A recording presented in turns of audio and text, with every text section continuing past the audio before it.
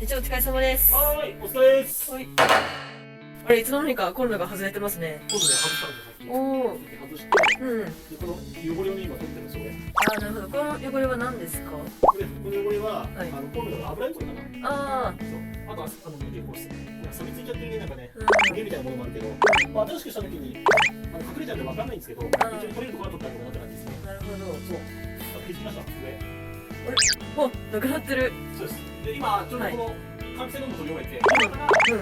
新しいやつを作ります。なるほど。はい。これ、返事がカメラマンの2分になってますので、社長に話して。すいません。頑張りましょう。はい。はい、お願いします。お願いします。はい